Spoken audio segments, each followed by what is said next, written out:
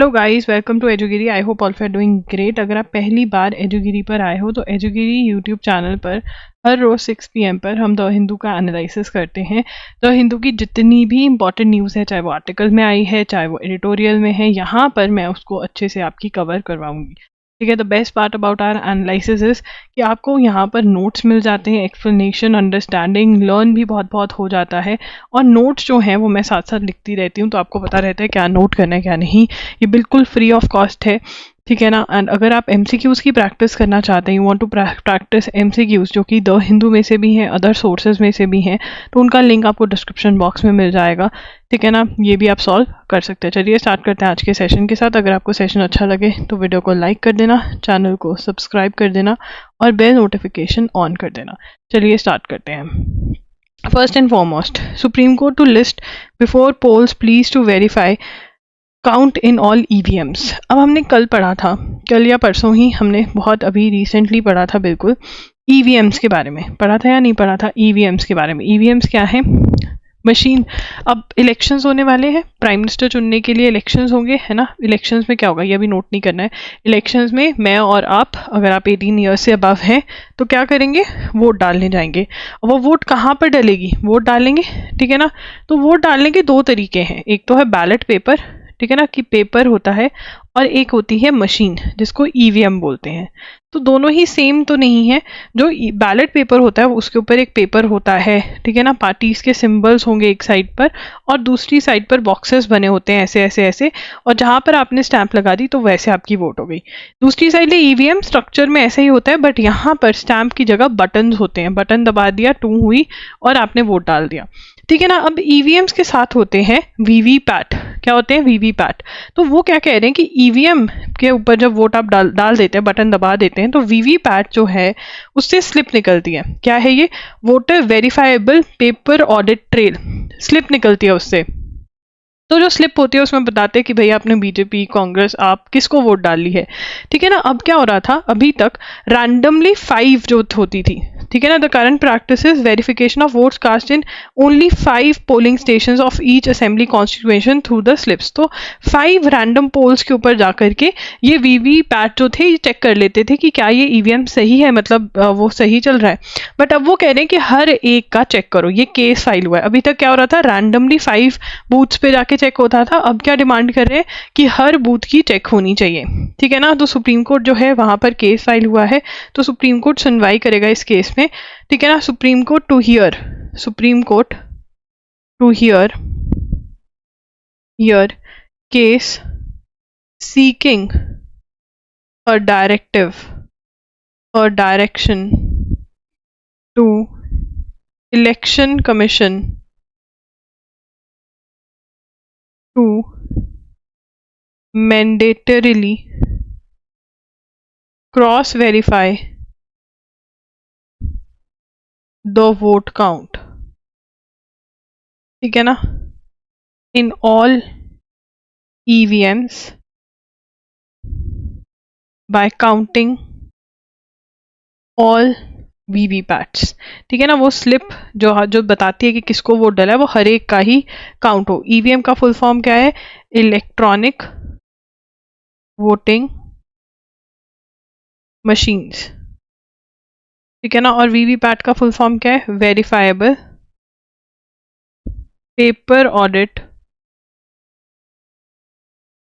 Trail slips, ठीक है ना। समझ में आ गया क्या होता है? EVM पे बटन दबाया, स्लिप निकलती है साइड में एक मशीन से, ठीक है। EVM पे बटन दबाते हो, स्लिप कहाँ से निकलती है? Verified paper audit trail machine से।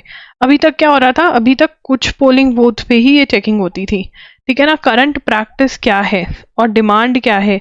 करंट प्रैक्टिस जो है इसकी वो थी, करंट प्रैक्टिस जो थी is verification of votes cast in only 5 polling stations of each constituency।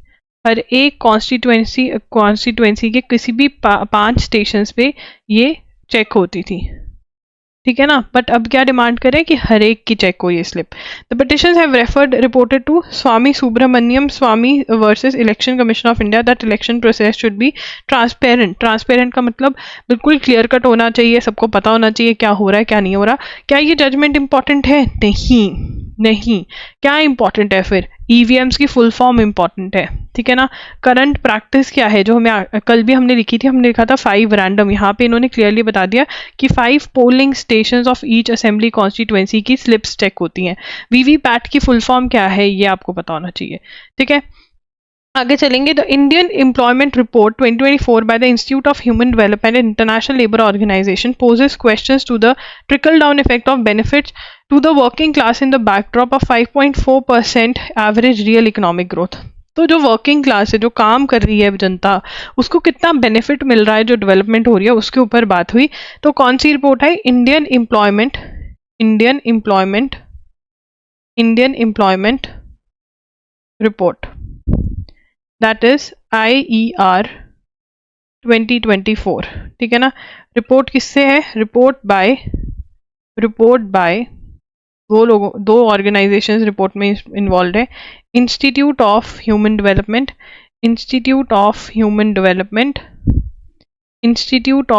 Development and International Labour Organization, जिसको प्यार से ILO भी बोलते हैं, इंटरनेशनल लेबर ऑर्गेनाइजेशन, ठीक है ना। तो 2 है ह्यूमन, ये उनकी रिपोर्ट आई जिसके अंदर ये देख रहे हैं, क्वेश्चन डाला कि कितना बेनिफिट जा रहा है वर्किंग क्लास को, ठीक है ना। It demonstrates a relatively higher unemployment rate in urban areas. जो सिटी के एरियाज हैं वहाँ पर ज़्यादा अनएम्प्लॉयमेंट देखने को मिल रही है ओवर रूरल एरियाज, ठीक है ना। हायर अनएम्प्लॉयमेंट, जॉब्स कम हैं, लोगों के पास नौकरियां कम है, कहाँ पर? In urban areas. Higher unemployment rate in urban areas, ये बोला गया है, ठीक है ना। तो यहाँ पर ये किसने लिखी है, बस इतना ही आपको याद रखना है, ये वाला पॉइंट इंपॉर्टेंट है, ठीक है। अगर आप एस्से राइटिंग वाले एग्जाम की प्रिपरेशन कर रहे हो तो यहाँ पर एक पॉइंट है जो आपको पता होना चाहिए। इन्होंने बताया कि जो सेल्फ एम्प्लॉयड हैं वो ज़्यादा कमा रहे हैं, जो सेल्फ एम्प्लॉयड है, ठीक है, डॉक्टर्स, लॉयर्स, ठीक है, जो सेल्फ एम्प्लॉयड है, स्टार्टअप वाले लोग सेल्फ एम्प्लॉयड जो हैं वो ज़्यादा कमा रहे हैं। ये सबको नहीं लिख रहा है अर्निंग मोर, ठीक है ना। ये आपको याद रखना कि ऐसा कुछ हो रहा है, ये कहीं पर भी ऐसे में अगर आप ये इन्फॉर्मेशन देना चाहें तो ये रिपोर्ट का नाम दे करके आप ये इन्फॉर्मेशन दे सकते हैं, ठीक है। आगे चलेंगे। 3 freed in Rajiv case convict send back to Sri Lanka, ठीक है ना। 3 श्रीलंकन नेशनल्स कन्विक्टेड का मतलब क्या होता है? प्रूवन गिल्टी, ठीक है ना, कि केस प्रूव हो गया था राजीव गांधी के केस में, असैसिनेशन मर्डर केस में। Murugan alias Sriharan, Robert Payas and Jaya Kumar who were prematurely release from prison and then detained in a special camp, उनको वापस भेज दिया गया है, डिपोर्टेड टू श्रीलंका, ठीक है जी। बहुत ही इजी है, लिख लेते हैं। श्रीलंकन नेशनल्स कन्विक्टेड, क्या टर्म है? कन्विक्टेड का मतलब क्या होता है? प्रूवन गिल्टी, केस में प्रूव हो गया था, ठीक है ना। प्रूवन गिल्टी ऐसे लिख लेंगे नोटबुक में, ताकि रिवीजन के टाइम पे, याद करने के टाइम पे कोई भी दिक्कत ना हो समझने में। समझ के याद करेंगे चीज़ों को तो बहुत इजीली याद होगा। In the former Prime Minister Rajiv Gandhi assassination case, जो मर्डर किया था राजीव गांधी का, उस केस के अंदर प्रूव हुआ था कि हाँ इन्होंने ही किया है। इनको बेल मिली, इनको रिलीज मिला, अर्ली रिलीज मिला, प्री मेच्योर रिलीज मिली, बेल नहीं मिली, प्री मेच्योर रिलीज मिली। प्री मेच्योर रिलीज के बाद अब इनको क्या कर दिया गया? डिपोर्टेड टू, भेज दिया गया वापस, डिपोर्टेड टू श्रीलंका। इनके जो तीनों के नाम है वो भी थोड़े से लिख लेते हैं। क्या है? मुरुगन एलायस, मतलब मुरुगन को श्रीहरन भी बोला जाता है, ठीक है ना। एलायस का मतलब ये होता है।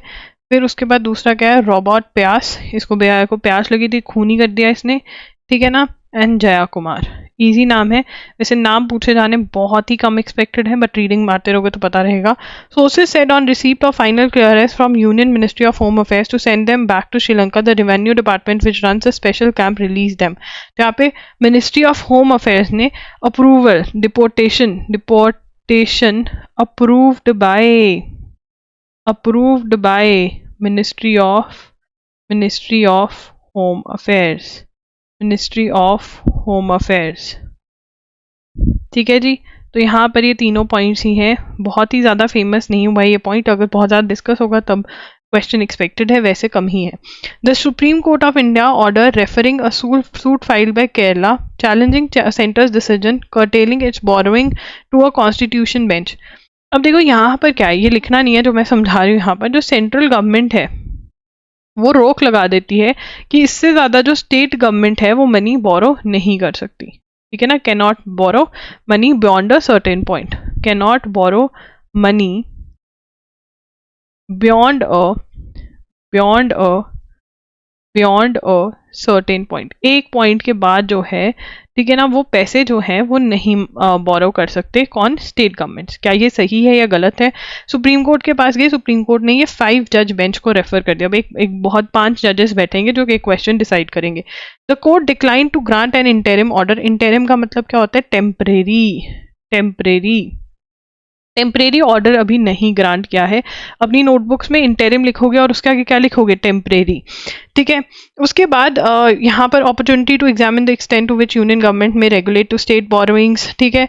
The court has recognised that it is also constitutional question centre state relations की कितना जो है वो कर सकते हैं, कितना रोक टोक कर सकते हैं, ये क्वेश्चन जो है डिसाइड हो जाएगा। अब यहाँ पर एक आर्टिकल के बारे में बात हो रही है, वो आर्टिकल कौन सा है? आर्टिकल 293 आर्टिकल क्या कह रहा है? 293 which confers executing power on the state to borrow money within limits, confers executive power on the states to borrow money within limits prescribed by state legislature, ठीक है ना। तो आर्टिकल 293 क्या कहता है कि the states to borrow money within limits prescribe by state legislature, ये 293 ले करता है। बट कहीं ना कहीं सेंट्रल के पास, गवर्नमेंट के पास भी कंट्रोल है कि कितना, सेंट्रल गवर्नमेंट ने भी रूल्स बनाए हुए हैं।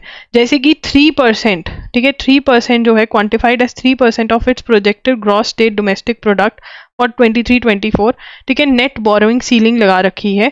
Kerala also challenge union decision to include borrowings by state owned enterprises and the liabilities in its public account. State owned enterprises कितना बोरो कर सकती हैं वो भी चैलेंज किया है। तो अभी कितना बोरो कर सकती हैं? State owned enterprises borrowing limit, bracket में लिखेंगे बोरोइंग लिमिट कितना है, ठीक है ना, 3% of its projected growth state domestic product. मतलब जितना जो एक एंटरप्राइज जो स्टेट रन कर रही है वो भी इससे ज़्यादा, जो स्टेट का जीडीपी है उससे ज़्यादा, 3% ऑफ जीडीपी से ज़्यादा जो है वो बोरोइंग नहीं कर सकती है, ठीक है ना। एंड यहाँ पे the debts of central and state government है 60% ऑफ जीडीपी, ठीक है ना। फिस्कल रिस्पॉन्सिबिलिटी 2018 में अमेंडमेंट हुई थी, 2018 अमेंडमेंट, ये लिखेंगे 2018 amendment to fiscal responsibility and budget management act kept the general government debt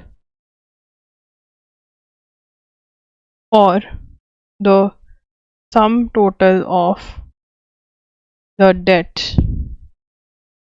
of the central and state governments as 60% of GDP। 60% of GDP पे लिमिट कर देते हैं, ठीक है ना, इतना याद रखना है बस। 60% ऑफ जीडीपी पे स्टेट और सेंट्रल का। तो पढ़ते 2018 में किसको अमेंडमेंट करी है, फिस्कल, किसको अमेंडमेंट करी है, fiscal responsibility and budget management act को। जनरल गवर्नमेंट डेट और sum total of debts of the central and state government at 60% of GDP. 60% of GDP से ज़्यादा नहीं ले सकते। ये दो जो पॉइंटर्स हैं ये इंपॉर्टेंट है। कौन सी स्टेट, अब यहाँ पर हुआ क्या है ये मैं आपको बता देती हूँ, हुआ क्या है, ठीक है, हम ये पढ़ क्यों रहे हैं। तो अब मैं बताती हूँ। केरला जो है गवर्नमेंट, वो सेंट्रल गवर्नमेंट के पास गई कि हमको जो है बोरो करने दो पैसा। सेंट्रल गवर्नमेंट ने कहा तुम्हारी लिमिट ओवर हो चुकी है। तो केरला जो है सुप्रीम कोर्ट के पास गई कि ये सही नहीं है, बोरोइंग लिमिट जो है लगा रखी है, ये हमारी पावर के ऊपर लिमिट लगा रहे हैं। तो सुप्रीम कोर्ट ने कहा कि ठीक है, हम ये 5 जज बेंच को रेफर कर देते हैं। तो अब ये 5 जज बेंच को रेफर हो गया। 5 जजेस बैठकर ये क्वेश्चन आंसर करेंगे कि क्या जो सेंट्रल गवर्नमेंट है वो स्टेट गवर्नमेंट के ऊपर रोक लगा सकती है कि तुम्हें कितना बोरो करना है या नहीं, ये जो है डिसाइड होगा। This is the case. तो यहाँ पे क्वेश्चन क्या बन सकता है, कौन सी स्टेट ने चैलेंज किया है, केरला ने चैलेंज किया है। कौन सी स्टेट ने चैलेंज किया है, केरला ने, ठीक है। आगे चलेंगे, ये हो गया हमारा। चलिए, system science for a better future. The Pew Research Center surveyed the citizens of many countries in 2023 to gauge how many prefer authoritarian rulers to multi-party democracy. अब यहाँ पर वो क्या कह रहे हैं कि जो अथॉरिटी से रूल कर पाए, और अथॉरिटेरियन रूलर्स को जो है, अगेन ये ऐसे वालों के लिए ज़्यादा बढ़िया है, अथॉरिटेरियन रूलर्स को प्रेफर कर रहे हैं, ठीक है ना, जो अथॉरिटी के साथ रूल कर पाए rather than multi party democracy को, जिसमें डिफरेंट लोग जो हैं वो बीच में बोल रहे हैं। तो India, Indonesia, south Africa, Brazil, United kingdom, United states, वहाँ पे सब अथॉरिटेरियन रूलर्स हैं। जो लीडर्स ऑफ स्टेट हैं वो क्या हैं, जिनके पास अथॉरिटी है, जो डिसीजन मेकिंग कर सकते हैं, उनको लोग प्रेफर कर रहे हैं। अगेन फॉर ऐसे राइटिंग आप लिख सकते हो, ठीक है ना। तो you can write down this and this part, इतना पार्ट अगर आप लिख लोगे और ऐसे में मेंशन कर दोगे तो बढ़िया रहेगा। डेंजरस गेम, अब यहाँ पर क्या है, इन February this year the Supreme Court of India issued, अब पतंजलि वाला जो केस हम बहुत बार पढ़ चुके हैं, मैंने आपको ये वाला कौन से वायलेशन एक्ट का वायलेशन करा है ये भी, तो एक बार दोबारा से मैं आपको मोटा सा ही बता देती हूँ, नहीं तो कल ही हमने इसके नोट्स बनाए हैं। पतंजलि क्या है, पतंजलि के नोट्स कब बनाए कमेंट्स में बता देना। पतंजलि जो बाबा रामदेव का है, तो इसके अंदर सबसे पहले तो कोविड-19 की जो इनकी जो मेडिसिन आई, ठीक है ना, कोरोनिल, क्या नाम था उसका, कोरोनिल, ये नहीं हमने लिखा, कोरोनिल, ठीक है ना, उसको बहुत ज़्यादा प्रमोट किया। तो सुप्रीम कोर्ट ने कहा वो क्या था, एड, आप उसको साथ में ले सकते थे, जो मेडिसिन थी, दूसरी मेडिसिन की सपोर्टिंग मेजर की तौर पे उसको ले सकते थे जो कोरोनिल थी, बट उसको मेन मेडिसिन नहीं ले सकते थे, उसको मेन मेडिसिन बनाया, तो वो गलत है। दूसरा, एडवर्टीजमेंट दे रहे हैं ये लोग, एडवर्टीजमेंट दे रहे हैं किसके ऊपर, कि बहुत सारी जो डिजीजेस हैं जो कि नहीं क्योर हो सकती कंप्लीटली, कि वो कंप्लीटली क्योर हो जाएंगी। तो ये पर्जरी है। पर्जरी का मतलब क्या होता है, मिस इन्फॉर्मेशन, ठीक है, पता है कि गलत है फिर भी उसको गलत बताना, ठीक है, मिस इन्फॉर्मेशन का वो लगाया गया इनके ऊपर। और एडवर्टीजमेंट जो है वो इसकी वायलेशन में है। Drugs and magic remedies objectionable. तो ये दो चीज़ों के पीछे जो है सुप्रीम कोर्ट एक्शन ले रहा है अगेंस्ट पतंजलि। देखते हैं क्या होता है। जो ये मिसलीडिंग एड्स वाला केस है, इसके अंदर तो माफ़ी भी मांगी थी, फिर भी पतंजलि दोबारा न्यूज़पेपर में एडवर्टीजमेंट देने लग गया है। तो देखते हैं अब आगे क्या होता है। तो हमें पता होना चाहिए कौन सी कोरोनिल किसकी है, पतंजलि की है, और क्या एक्शन लिया जा रहा है, ठीक है। उसके बाद living wills implementation lags in India. Living will होती क्या है, living wills have been legal since 2018 when Supreme Court of India created a process to allow terminally ill people with no hope for cure to withhold और withdraw treatment and die with dignity. बहुत सारे treatments ऐसे होते हैं disease के जो बहुत painful होते हैं, जिसके अंदर हम कहते हैं कि ये इंसान चला ही जाए, रहे यहाँ पर रहने से अच्छा। तो वो क्या है, लिविंग विल्स बना के जा सकते हैं, जहाँ पे कोई और इनके लिए डिसीजन लेगा कि ट्रीटमेंट कंटिन्यू रखना है या नहीं। Since patients may not be able to communicate their wishes for a variety of reasons, including being unconscious or suffering from dementia, living wills allow them to make choices about future medical care 6 years after the judgment। तो living wills क्या है, उनको decision लेने के लिए में help करती हैं। लिविंग विल्स इन इंडिया, तो हम क्या लिखेंगे, लिविंग विल्स इन इंडिया। तो लिविंग विल्स इन इंडिया क्या है कि यहाँ पर 2018 में लीगल इन इंडिया लिखेंगे, legal in India, legal in India, legal in India, legal in India, since 2018 Supreme Court judgment। ठीक है, उसके बाद इसमें क्या होता है, डिसीजन मेकिंग। ठीक है, इसमें allow them to make choices for future medical care. ठीक है ना, ये कब होता है, टर्मिनली इल पेशेंट्स, ठीक है ना, होप फॉर नो क्योर। तो अगर वो खुद डिसीजन नहीं ले सकते तो कोई और डिसीजन लेता है। Under the streamline procedure living wills have to be signed in the presence of 2 witnesses attested before a notary और gazetted officer and handing over to competent officer in the local government. तो ये होना होता है, but यहाँ पर बहुत सारी जगहों पर ये ऑफिसर ही नहीं अपॉइंट हो गए हैं। If the patient becomes terminally ill and does not have decision making capacity, the treating doctor is to authenticate the living will against the copy held with the custodian और against digital health records if any. तो यहाँ पे जो doctors हैं वो decision लेते हैं, वो ही नहीं अपॉइंट करे गए। तो यहाँ पर ये लिख लेंगे कि क्या होगा, पूरा यहाँ पर पॉइंट में हो जाएगा। हम ये लिखेंगे इफ द पेशेंट, ये लिखेंगे, यहाँ से हमें क्लैरिटी मिलेगी नोट्स जब पढ़ेंगे। If the patient becomes terminally ill, if the patient becomes terminally ill, अगर वो इल हो जाते हैं, and does not have decision making capacity, the treating doctor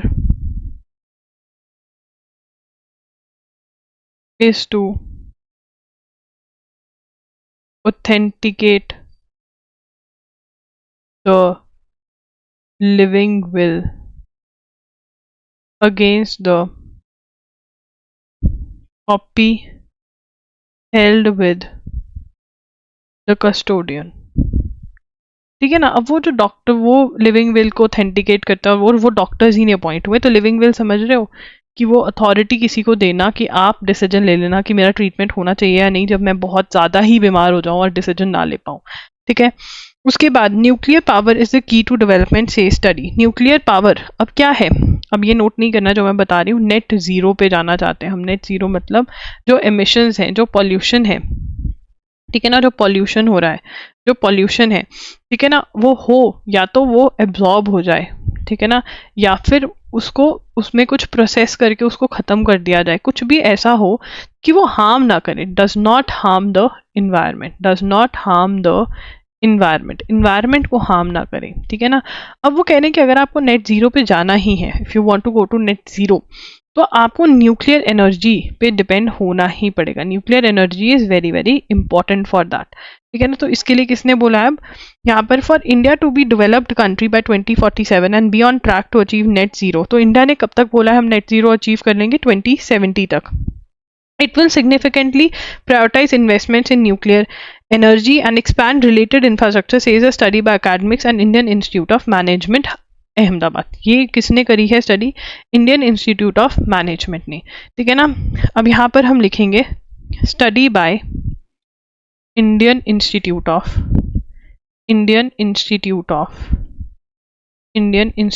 of management, Ahmedabad. ठीक है ना, तो यहाँ पर सबसे पहले क्या कहा था कि इंडिया को अगर डेवलप, इंडिया दो चीज़ें हैं, अगर इंडिया को डेवलप्ड कंट्री बनना है, डेवलप्ड कंट्री बाय 2047, ठीक है ना, इंडिया वांट्स टू बिकम, एक तो डेवलप्ड कंट्री बनना चाहता है और एक नेट ज़ीरो का CO2 एमिशंस बाय 2070। ठीक है, तो दो चीज़ें हैं हमारे यहाँ पर, दो क्वेश्चंस और क्लियर हो रहे हैं। इंडिया कब तक डेवलप बनना चाहता है, till 2047 India wants to be a develop country. 2070 तक हम नेट जीरो एमिशंस करना चाहते हैं CO2 के। तो उसके लिए हमें क्या करना पड़ेगा, it must significantly prioritise investments in nuclear energy and expand related infrastructure. मतलब क्या कह रहे हैं कि हमको अगर डेवलप्ड कंट्री बनना है तब भी हमारी एनर्जी की नीड्स और रिक्वायरमेंट्स इंक्रीज होंगी, तो वो कैसे फुलफिल हो सकते हैं? न्यूक्लियर से। और अगर हमें नेट जीरो पॉल्यूशन कम करना है तब भी हमको ये करना पड़ेगा, ठीक है ना। फंडेड बाय, स्टडी किसने फंड करी? Studied funded by office of the principal scientific adviser and Nuclear Power Corporation of India.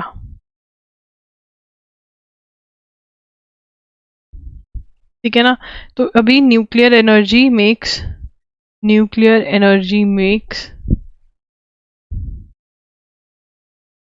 up only 1.6% of India's energy mix. 1.6% जो है वो इंडिया का एनर्जी मिक्स कौन बनाता है? न्यूक्लियर, ठीक है ना, न्यूक्लियर एनर्जी। तो ये है। उसके बाद आगे चलेंगे। India rejects report on abusive condition at shrimp hatcheries जो कि यूएस में बहुत ज़्यादा जाते हैं। श्रिम्प बिगेस्ट सप्लायर है इंडिया यूएस में। तो वहाँ कहते हैं कुछ भी ह्यूमन राइट्स वायलेशन नहीं हो रही। अगर ज़्यादा ही न्यूज़ में आएगा तब इसको नोट करेंगे, अभी नहीं। Zimbabwe declared drought a national disaster on Wednesday with president Emmerson Mnangagwa saying the country needed $2 billion in aid to help millions of people who are going hungry, a severe dry spell induced by El Nino। अब यहाँ पर हमें दो तीन चीज़ें समझनी पड़ेंगी। सबसे पहले हम लिख लेंगे कौन सी कंट्री ने डिक्लेयर किया है। Zimbabwe declared drought a national disaster. Drought मतलब सूखा पड़ जाना, ड्राई, ठीक है, पानी की कमी, उससे क्रॉप्स नहीं हुई, हंगर हो गया है, ठीक है ना। तो यहाँ पर ड्यू टू, रीजन क्या है इसका? Reason is El Nino. El Nino क्या होता है? एल नीनो क्या होता है? What is El Nino? El Nino क्या होता है? El Nino is warming up of Pacific Ocean. El Nino क्या है? Warming up of Pacific Ocean. और जब पैसिफिक ओशन गर्म हो जाता है तो क्या होता है? बहुत जगह पर less rainfall and more heat, ज़्यादा टेम्परेचर बढ़ जाता है, रेनफॉल कम हो जाती है, गर्मी बढ़ जाती है। That is El Nino. तो जिम्बाब्वे में ड्रॉट क्यों आया? क्योंकि एल नीनो ईयर, ठीक है। At least 9 persons were killed and more than 1,000 injured on Wednesday by a powerful earthquake in Taiwan। Taiwan में क्या आ गया? earthquake in Taiwan। लिखेंगे earthquake in ताइवान। ताइवान में क्या आ गया? earthquake आ गया, ठीक है जी। अब हमें यहाँ पे दो क्वेश्चंस बनते हैं जब कहीं earthquake आता है। नंबर 1, कितने मैग्नीट्यूड का था, और एपी सेंटर कितना कहाँ पर था। मैग्नीट्यूड कितना पावरफुल, ठीक है, 7.4 का था, ठीक है। और दूसरा एपी सेंटर कहाँ पर था, ठीक है, एपी सेंटर कहाँ पर था? 18 kilometre of Taiwan, 18 kilometre of Taiwan Hualien city, ठीक है ना। तो ये दो क्वेश्चन पूछे जाते हैं। कहाँ पर आया? ठीक है, ताइवान में आया। कब आया? ये चल रहा है अप्रैल 2024 में आया, ठीक है ना। कितने मैग्नीट्यूड का आया और एपी सेंटर कहाँ पर था? ये क्वेश्चन सबसे ज़्यादा आने के चांसेस हैं। यूक्रेन में जो कॉन्स्क्रिप्शन की एज है, कॉन्स्क्रिप्शन का मतलब लिखेंगे टू ज्वाइन द ट्रूप्स, जो है उसको लोअर कर दिया गया है 27 to 25। यहाँ पे लिखेंगे Ukraine's new law lowers conscription age to 25, ठीक है। अब यहाँ पर कॉन्स्क्रिप्शन का मतलब क्या होता है? कॉन्स्क्रिप्शन का मतलब होता है compulsory enrolment for service in a countries armed forces. Compulsory है कि आपको एनरोल करना पड़ेगा। पहले कितनी थी? Earlier 27, now 25। ये कहाँ पर हुआ है? यूक्रेन में। ये इम्पोर्टेंट है, दिस इज इम्पोर्टेंट, ठीक है, दिस इज इम्पोर्टेंट। यूक्रेन में हुआ है ये। कॉन्स्क्रिप्शन का भी मतलब मैंने लिखवा दिया है। Astronomers are looking forward to opening a new window on the universe by posting high resolution telescopes on the moon, ठीक है ना, पोस्टिंग, ठीक है ना। एस्ट्रोनॉमर्स, एस्ट्रोनॉमर्स, एक minute, highlighter, astronomers aiming aim to put high resolution telescopes on the moon and in orbit around it, है ना। अब यहाँ पे इंडिया की कौन सी है? इंडिया, प्रत्युष, इंडिया की कौन सी है? प्रत्युष। प्रत्युष क्या है? Probing ionization of the universe using signal from hydrogen, ठीक है। ये इसकी फुल फॉर्म है, to study universe from the moon side, moon की साइड से यूनिवर्स कैसा लगता है, इसको स्टडी करेंगे। Is being built by Raman Research Institute, that is RRI in Bangalore,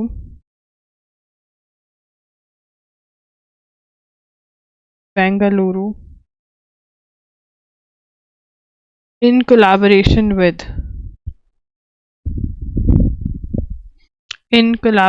with ISRO, that is Indian Space Research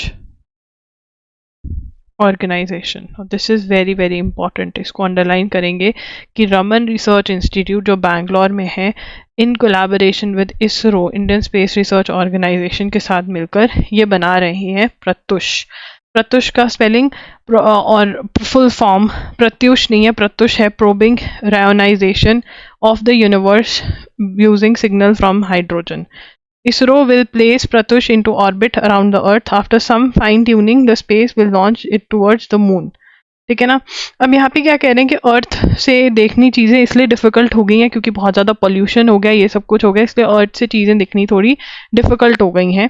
तो अब ये ट्राई करेंगे, ठीक है। उसके बाद एक और जो है वो कौन सा है? सेकेंड जो है वो नासा का है, दैट इज़ LUSEE, ठीक है। इसकी क्या फुल फॉर्म है? इसकी फुल फॉर्म है lunar surface electromagnetic experiment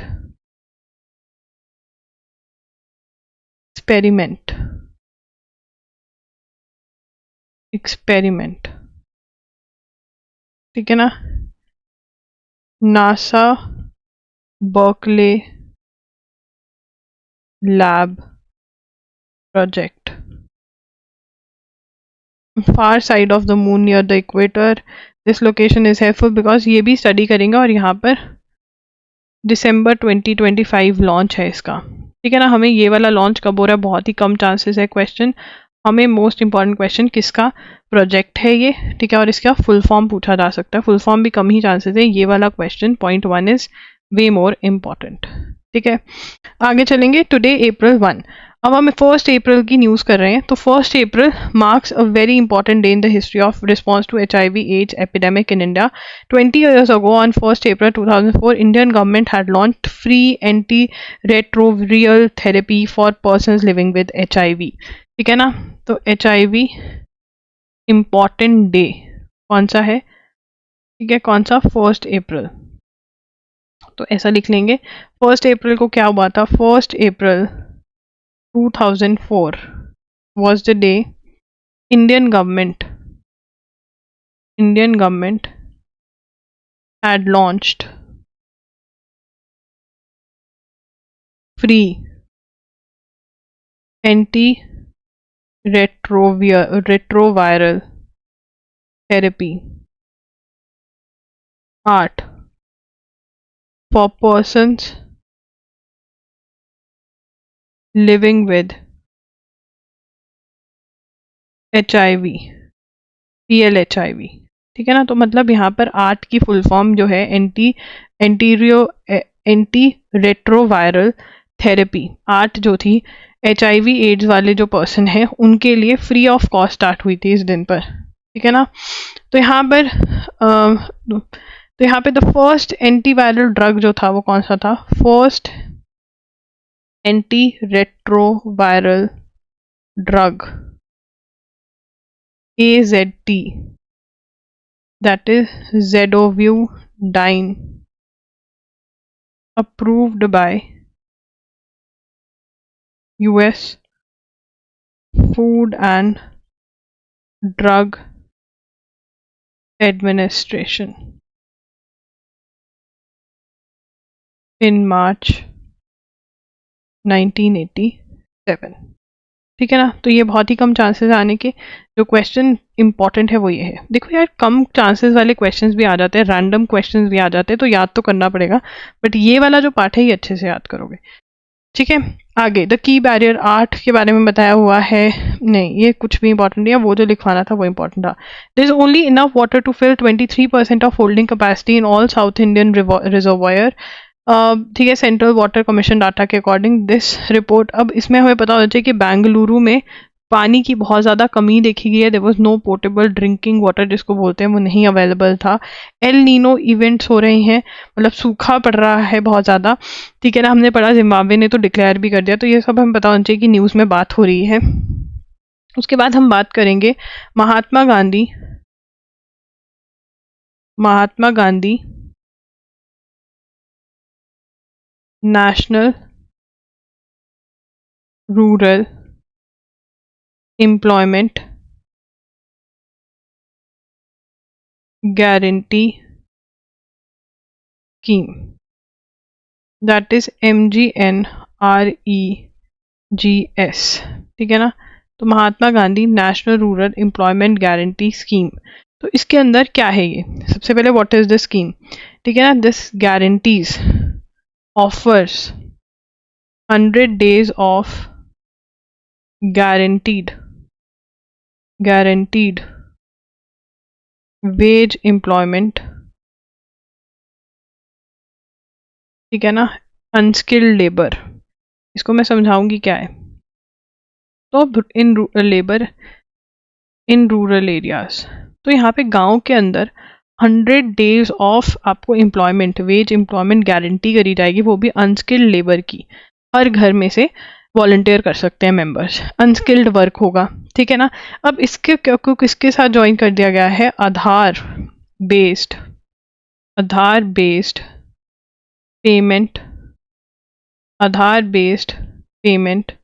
system, that is ABPS के साथ उसको ज्वाइन कर दिया गया है। मतलब आधार से अटेंडेंस जो है वो इससे लगेगी। अब प्रॉब्लम क्या आ रही है इसमें? कहीं पर नेट है, कहीं पर नहीं है। ठीक है, आधार से कनेक्ट कर दिया और इंटरनेट के थ्रू जो है अटेंडेंस भी लगती है। ठीक है, तो प्रॉब्लम आ रही है, तो आपको पता होना चाहिए कि MGNREGS जो है वो किसके साथ इसको कनेक्ट कर दिया गया है? आधार बेस्ड पेमेंट सिस्टम के साथ। ठीक है ना, so this is 100 days of guaranteed employment जो स्कीम है गवर्नमेंट की। A Delhi court on March 28 extended the Enforcement Directorate custody of Chief Minister Arvind Kejriwal till April 1 in a money laundering case registered in connection with the Delhi Excise Policy case। तो अब यहाँ पर जो दिल्ली के chief minister हैं, ठीक है ना, उनके बारे में हम दिल्ली CM अरेस्ट। ठीक है ना, क्यों अरेस्ट हुई, क्या किया उन्होंने, ये हमने मार्च में बात करी थी, पर अप्रैल में अभी तक हमने बात नहीं किया, तो चल ये कर लेते हैं। सबसे पहले उनका नाम अरविंद केजरीवाल। ठीक है, ये तो पता ही होगा आपको। अब केस कैसे स्टार्ट हुआ? The case arose from a report submitted by Delhi chief secretary Naresh Kumar to lieutenant governor Vinay Saxena in July 2022 alleging that there were procedural lapses in the formulation of Delhi excise policy. तो यहाँ पर ये कब स्टार्ट हुआ? जुलाई 2022 के अंदर चीज़ें स्टार्ट हुई, ठीक है ना, जिसके अंदर report submitted by Delhi chief secretary to Lieutenant Governor that there were procedural lapses in formulation of Delhi excise policy. अब हमें याद रखना है कौन सी पॉलिसी और कौन से ईयर की, 21-22, ठीक है ना. अब इसके अंदर which came in force in November 2021 but was scrapped in July 2022, ठीक है ना. Leaders from operators of alcohol businesses, ठीक है जी. अलेज्ड एलिगेशन क्या थी इसके अंदर? एलिगेशंस क्या थी? alleged kickbacks received by Aam Aadmi Party AAP leaders from operators of alcohol for preferential treatment were used to influence the 2022 assembly elections. Preferential treatment दिया जा रहा था. treatment by AAP leaders from operators by the AAP leaders from operators of AAP leaders from alcohol businesses influenced Goa elections, ठीक है ना, ऐसा कुछ हुआ. उसके बाद यहाँ पर ED claim that scam involve giving wholesale liquor for businesses to private entities with in a fix margin of 12% और फॉर अ 6% किकबैक, ठीक है. मतलब यहाँ पे गड़बड़ घोटाला पूरा दिखा गया है, ऐसा लग रहा है. तो हमें ये वाला पॉइंट अगर हमें याद रहे कि ये वाला है, बाकी हमें कुछ याद करने की जरूरत नहीं रहेगी. उसके बाद की कॉन्स्पिरेटर है, ठीक है, इसमें और भी लीडर्स इन्वॉल्व हैं, ठीक है. Leader was arrested for allegedly being part of the group. After her arrest, ED have for the first time alleged that Mr. Kejriwal also a conspirator. ये सब बोला जा रहा है. प्रेसिडेंट मुर्मू कॉन्फर्स भारत रत्न और एल.के. अडवाणी उनके घर जाकर, बिकॉज उनकी तबीयत सही नहीं थी तो उनको दे दिया गया है, ठीक है ना. तो Bharat Ratna president Murmu confers Bharat Ratna on L K. Advani, ठीक है. GST probe into big corporates major and MNCs need. अब जीएसटी, अगर department of revenue has asked the central goods and services tax officers to seek a prior return note of zonal chief commissioners before initiating any investigation in cases relating to big industrial houses and major multinational corporations. अगर big companies के against आप कोई action लेने वाले हो तो central goods and service tax officials को permission लेनी पड़ेगी. किससे? zonal chief commissioner से. तो ये लिखेंगे department of revenue has asked the central goods and services tax CGST officials to seek prior written nod of zonal chief commissioners before initiating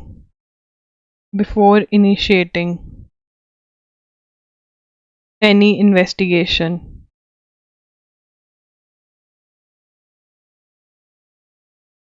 in cases relating to big industrial houses and major multinational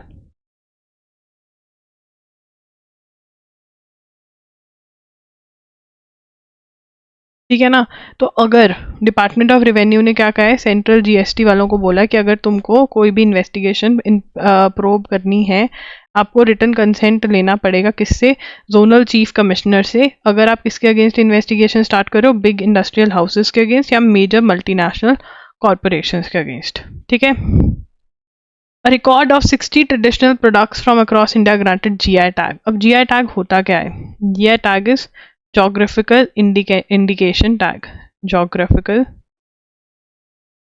indication tag मतलब अगर आप कह रहे हो ना, जैसे मैं इसका सबसे बेस्ट एग्जांपल देती हूँ सैंडलवुड, ठीक है ना। अगर मैसूर से आया तो मैं उसको खरीद लूंगी क्योंकि मुझे पता है वो वहाँ पर उगती है। तो GI टैग मतलब वहाँ से ही है, ये स्टैंप लग जाता है, ठीक है ना। तो फर्स्ट टाइम 60 ऐड हुई हैं, इतनी सारा 60 प्रोडक्ट्स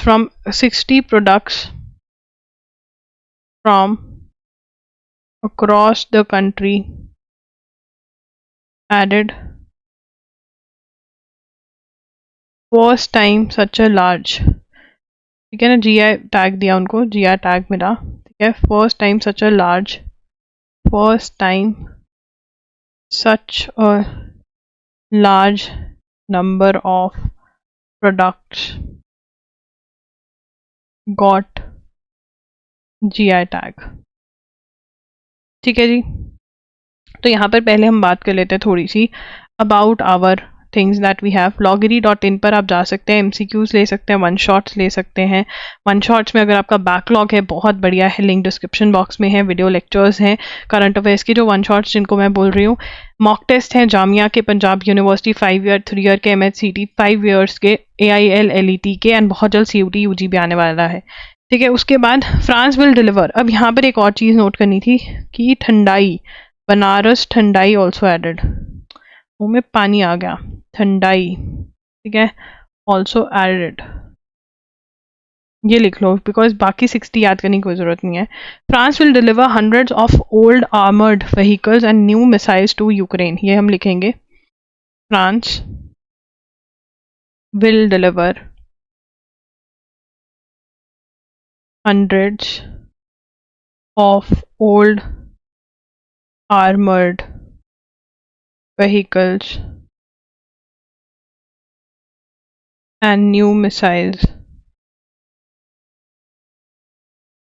टू यूक्रेन, ठीक है ना। कौन दे रहा है यहाँ पर, सबसे ज़्यादा इंपॉर्टेंट क्या है, फ्रांस। इंपॉर्टेंट किसको, यूक्रेन को। क्या, आर्मर्ड व्हीकल्स जो पुराने होंगे, ठीक है, और न्यू मिसाइल्स। उसके बाद आगे चलेंगे, ठीक है। Hardik Singh and Salima Tete named hockey Indian players of the year 2023, तो ये लिखेंगे Hardik Singh and Salima Tete named player of the year for 2023 among men and women for ठीक है, at the 6th annual Hockey India Awards, revival of, as a federation announced the revival of, ठीक है, यहाँ पर at 6th India Hockey, at 6th annual Hockey India Awards, Federation announced revival of hockey India league. Hockey India league कब से आ रही है, hockey India league इन जनवरी 2025। जनवरी 2025 से क्या स्टार्ट होगा, हॉकी इंडिया लीग, प्रॉबेबली जैसे आई थिंक IPL होता है, ठीक है। उसके बाद player of the year Deepika Soreng, Araijeet Singh Hundal player of the year under 21, उसके बाद यहाँ पर अशोक कुमार को मिला, ये लिख लेंगे, अशोक कुमार को कौन सा अवार्ड मिला, अशोक कुमार को कौन सा अवार्ड मिला, major Dhyanchand, major Dhyanchand life time achievement award, ये इम्पोर्टेंट है, ठीक है ना। और अगर आप बहुत सीरियस प्रिपरेशन करना चाहते हो तो ये भी नोट कर लेना कि किस किस को मिला, ठीक है। तो दैट्स इट। अगर आपको सेशन अच्छा लगा हो तो कल 6 PM पे ज़रूर आ जाना वापस से, ठीक है। इस सेशन को ज़रूर लाइक करना, कमेंट ज़रूर करना आपको कैसा लगा, ठीक है, बिकॉज आपके कमेंट्स पढ़कर बहुत अच्छा लगता है। आजकल बहुत कम कमेंट्स आ रहे हैं। और चैनल को सब्सक्राइब ज़रूर करना। That's it and do visit loggery.in। Direct link आपको डिस्क्रिप्शन में मिल जाएंगे। Bye bye, take care, thanks for joining in.